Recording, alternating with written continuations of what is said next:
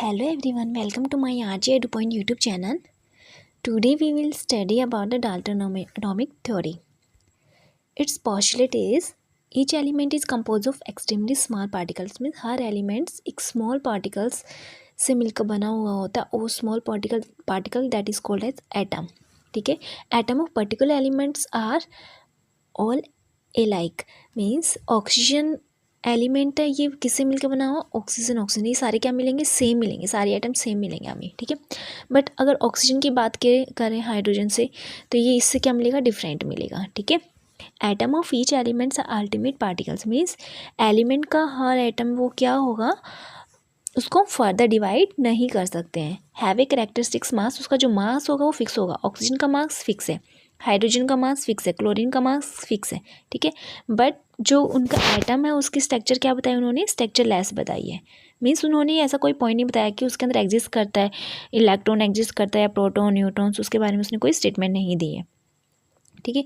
Atom are indestructible, they can neither be destroyed nor be created. Means उसको हम बना नहीं सकते हैं, डिस्ट्रॉय नहीं कर सकते हैं. Atom of different element take part in chemical reaction form compound. Okay, in a given compound relative number and kinds of atom are constant. For example, जैसे H2O है. ठीक है. इसकी जो फॉर्मेशन होगी 2H एटम और 1 ऑक्सीजन एटम से होगी. Okay.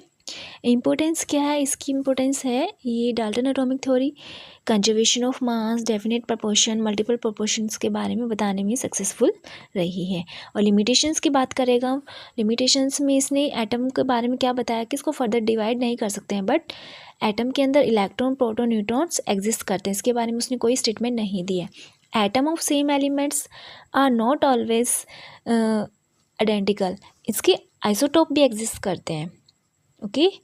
And atom of different element can either भी सिमिलर. उसने बोला कि सिमिलर नहीं हो सकते, लेकिन आइसोबार की बात करें हम, वहाँ पे एटॉमिक नंबर तो डिफरेंट हो सकता है बट मास क्या होता है वहाँ पे सेम चला जाता है. ठीक है.